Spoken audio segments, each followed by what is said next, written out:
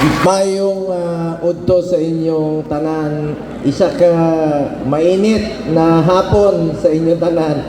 Salamat sa inyong mainit na pagtanggap, pero sa totoo lang, sobrang init ang panahon ngayon. Hindi ko na lang habaan, di na lang na ako kahit taso ng akong storya, kay bulo ko na maulaw ko sa inyo. Purting initag yun, ganina, daot among aircon sa masakyanan paingon dire, purting initag yun. Init po ng panahon karon, ang heat index karon sa Davao 41 degrees Celsius yata ang init no? Igang kayo. Karon kining salamat kayo sa inyong tanan. Ganina man god nakadungog ko ipasalamatan ko sa mga tabang o sa mga programa. Sa tinuod lang ayaw mo pagpasalamat sa ako. Ako ang dapat magpasalamat sa inyo kay gitagaan ko ninyo higayon nga mas makaserbisyo sa inyong tanan. Daghang salamat sa inyong tanan. Dako ang akong utang kabubuton diri sa Tagoloan sa Misamis Oriental. Katong 2019, number 1 ko diri sa inyong bayan, number 1 pod ko sa inyong probinsya. Di na ako na makalimtan o kitang mga Bisaya bugat kay na sa ato ng utang kabubuton o dili ko kalimot ana, dili ko politiko nga manaad kaninyo, mo serbisyo lang ko sa inyo sa abot sa akong makaya.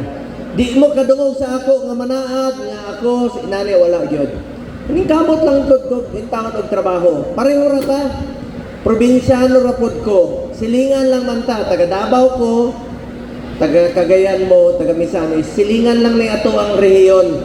Bisaya ko nga Batanggenyo, pero pareho tagbatasan. Salamat gyud kayo sa inyong pagsalig og ako padayon ko mo serbisyo sa inyo sa abot sa akong makaya. Unsa pay makapagpalambo dire sa inyo ang probinsya. Nagstorya mi ganina ni Mayor, ingon ako labo na sa health. Naniniwala po ako na health is wealth po. Sabi ko nga kanina kay doktor, dapat magpa-accredit ang inyong Super Health Center sa konsulta package ng PhilHealth. Dahil lahat ng Pilipino, membro po tayo ng PhilHealth, di ba? At saka sobra-sobra ang pera ng PhilHealth. Kaya nagalit ako sa kanila, habang naghihingalo yung mga pasyente, way pambayad sa ospital, ila sobra ilang kwarta. Nganong gatipid man mo PhilHealth? Nga sobra man inyong kwarta, tapos giuli na ganay ninyo? Anong gamay man kayo yung share sa hospital billing? Gamitan na ninyo kay kwarta na sa tao, ibalik po sa taong bayan. PhilHealth meaning para sa health. Hindi negosyo ang PhilHealth.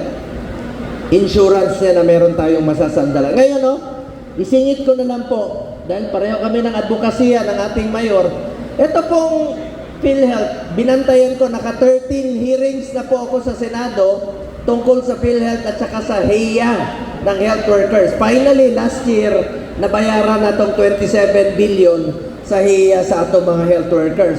Ang hero sa pandemya, ang health workers na to. Pakpakan na to itong mga health workers. DHW, kamoto, mga BNS, salamat kayo sa inyong serbisyo.